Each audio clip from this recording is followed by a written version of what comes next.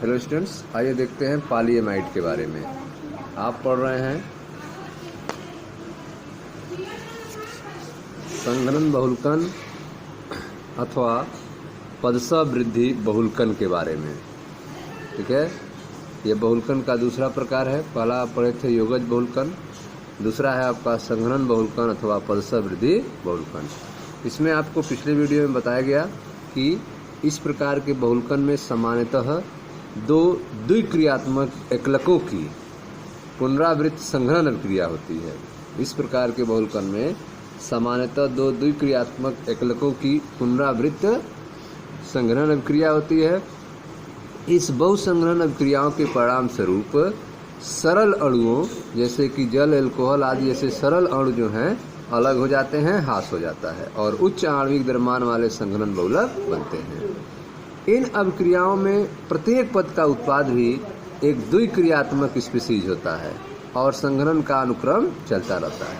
ठीक है, इस अभिक्रियाओं में प्रत्येक पद का उत्पाद भी एक द्विक्रियात्मक स्पीशीज होता है और संघनन का अनुक्रम चलता रहता है।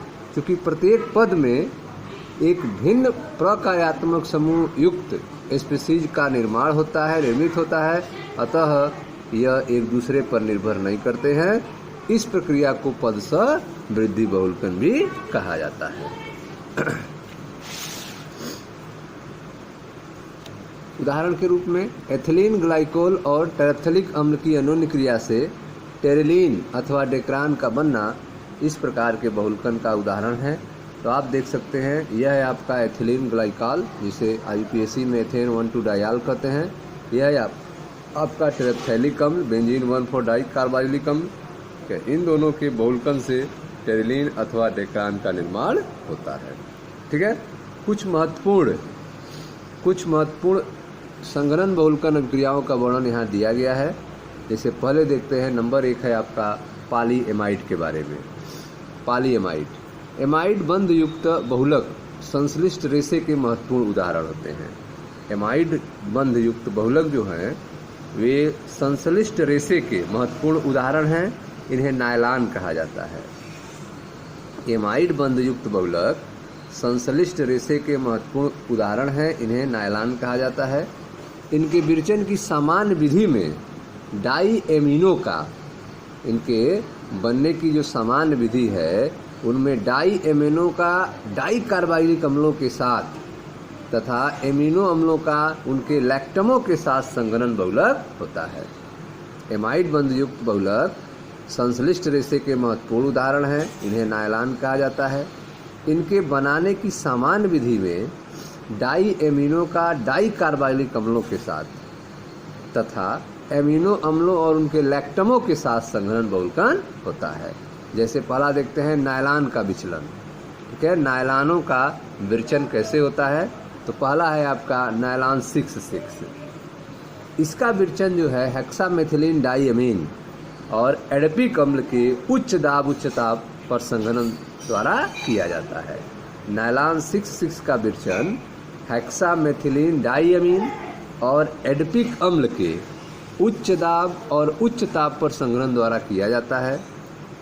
नायलॉन 6,6 का उपयोग जो है सीटों, ब्रशों के सुकों और वस्त्र उद्योग में किया जाता है।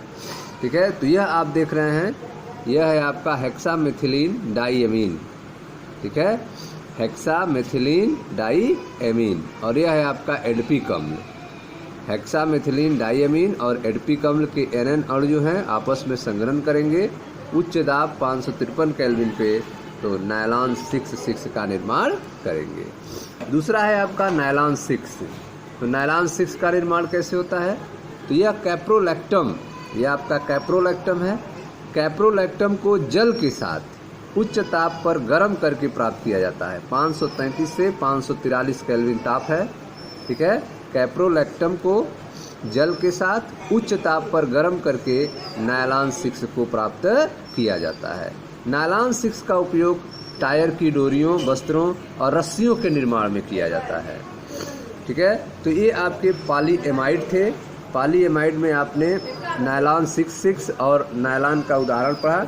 पॉलीएमाइड में आपने देखा कि एमाइड बंध युक्त बहुलक विशिष्ट रेशे के महत्वपूर्ण उदाहरण हैं। इन्हें नायलान कहा जाता है। इनके विरचन की समान विधि में डाई एमिनो का डाई कार्बोक्सिलिक अम्ल के साथ तथा एमिनो अम्लों और उनके लैक्टमों का भी संघनन बहुलकन होता है। नायलान के विरचन में आपने देखा पहला नायलान 6 का, इसका विरचन आपने देखा हेक्सामेथिलीन डाईएमीन और एडिपिक अम्ल के उच्च ताप दाब पर संघनन द्वारा किया जाता है। नायलान 6 का उपयोग सीटों, ब्रशों के सूकों और वस्त्र उद्योग में किया जाता है। नायलान 6 के बारे में आपने देखा, यह कैप्रोलैक्टम को जल के साथ उच्च ताप पर गर्म करके प्राप्त किया जाता है। नायलान 6 का उपयोग टायर की डोरियों, वस्त्रों, रस्सियों के निर्माण में किया जाता है। ठीक है, अगला है आपका पॉलिएस्टर। पॉलिएस्टर क्या होते हैं? यह द्वि कार्बोक्सिलिक अम्लों और डाइयाल के बहुसंघनन उत्पाद होते हैं। पॉलिएस्टर जो हैं ये द्वि कार्बोक्सिलिक अम्लों और डाइयाल के बहुसंघनन उत्पाद होते हैं। पॉलिएस्टर का सर्वाग्य उदाहरण जो है डेक्रान और टेरिलीन है। ठीक है, पॉलिएस्टर का सर्वज्ञात उदाहरण डेक्रान तथा टेरिलीन है। यह एथिलीन ग्लाइकॉल और टेरेफ्थैलिक अम्ल, एथिलीन ग्लाइकॉल और टेरेफ्थैलिक अम्ल के मिश्रण को 420 केल्विन से 460 केल्विन तक zinc acetate antimony try oxide उत्प्रेरक की उपस्थिति में गर्म करके बनाई जाती है। ठीक है, इसकी अभिक्रिया जो है दी गई है पहले, इसके बारे में हमने आपको बताया है। तो आप देख रहे हैं पॉलिएस्टर जो है एक द्वि कार्बोक्सिलिक अम्लों और डाइआल के बहुसंघनन उत्पाद होते हैं। पॉलिएस्टर का सर्वज्ञात उदाहरण डेक्रान और टेरिलीन है। यह एथिलीन ग्लाइकॉल और टेरेफ्थैलिक अम्ल का मिश्रण को 420 केल्विन से 460 केल्विन तक zinc acetate antimony try oxide उत्प्रेरक की उपस्थिति में गर्म करके प्राप्त किया जाता है। ठीक है, डेक्रान अर्थात रेशा होता है। डेक्रान, रेशा, टेरिलीन क्रीज रोधी होते हैं। ये मुड़ते नहीं हैं, क्रीज रोधी होते हैं और इनका उपयोग सूती और ऊनी रेशों के साथ सम्मिश्रण करने में और सुरक्षा सिर शस्त्राणों अर्थात हेलमेट्स आदि में कांच प्रबलन पदार्थों की तरह भी होता है। तो डेक्रान रेशा का उपयोग आप देख रहे हैं क्रीज रोधी तथा इसका उपयोग सूती और ऊनी रेशों के साथ सम्मिश्रण में करने में, हेलमेट्स आदि में कांच प्रबलन पदार्थों की तरह होता है। अगला है आपका फिनाल फार्मेल्डिहाइड बहुलक के बारे में।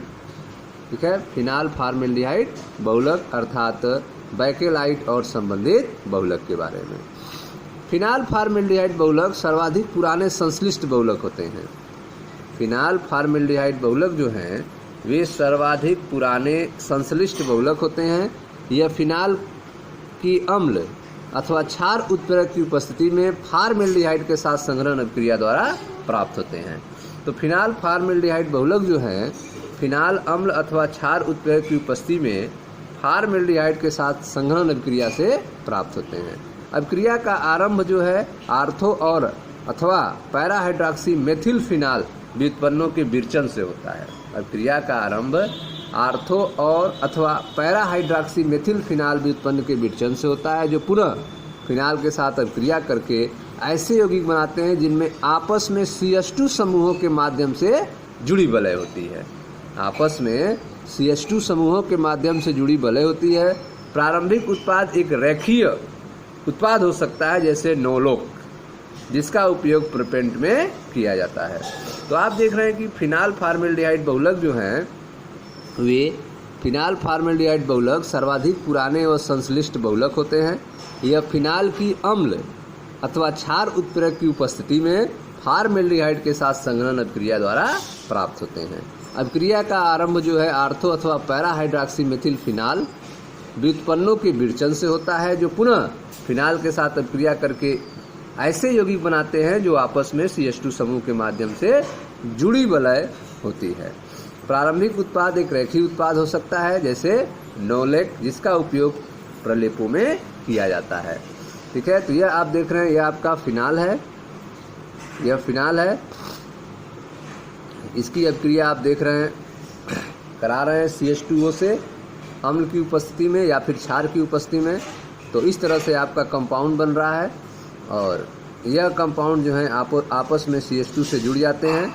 इस तरह से आप देख रहे हैं, आपस में अम्लीय माध्यम में CH2 समूह से आपस में ऐसे जुड़ते चले जाते हैं, नोलेक का निर्माण करते हैं। फॉर्मेल्डिहाइड के साथ गर्म करने पर, फॉर्मेल्डिहाइड के साथ गर्म करने पर नोलेक तिर्यक बंधन निर्मित करता है। फॉर्मेल्डिहाइड के साथ गर्म करें तो नोलेक जो बना है वह तिर्यक बंधन निर्मित करके एक दुर्गलनीय ठोस बनाता है, जिसे बैकेलाइट कहते हैं। ठीक है, तो यह एक दुर्गलनीय ठोस बन जाएगा।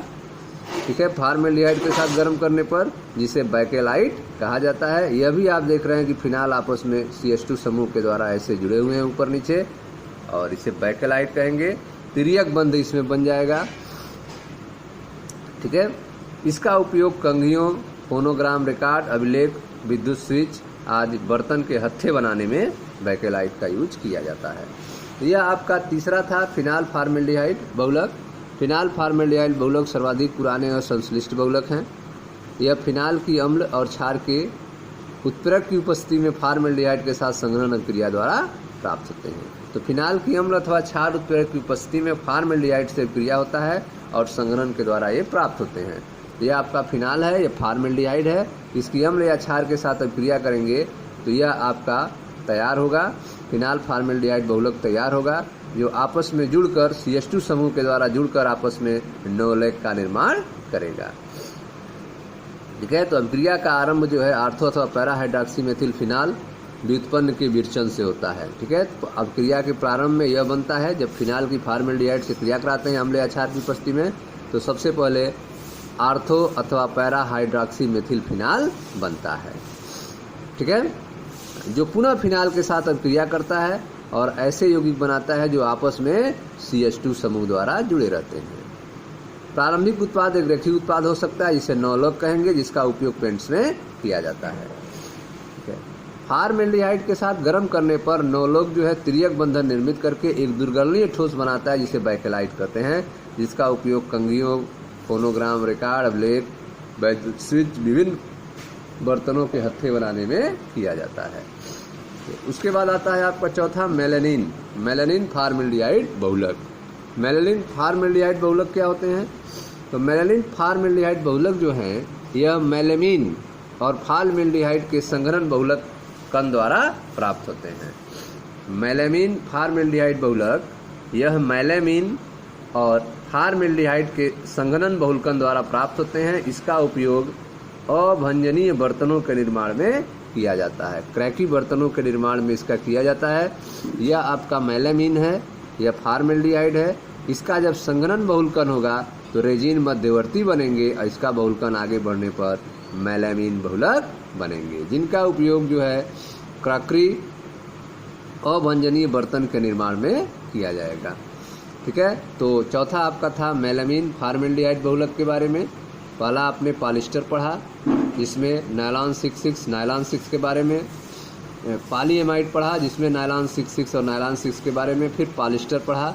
तीसरा फिनाल फॉर्मेल्डिहाइड बहुलक पढ़े जिसमें बैकेलाइट और नोलक के बारे में। चौथा आपका है मेलामीन फॉर्मेल्डिहाइड बहुलक। ठीक है, यह आपने देखा कि यह जो है मेलामीन और फॉर्मेल्डिहाइड का संघनन बहुलकन से मेलामीन बहुलक बनता है और जिसका उपयोग अभंजनीय बर्तन के निर्माण में किया जाता है।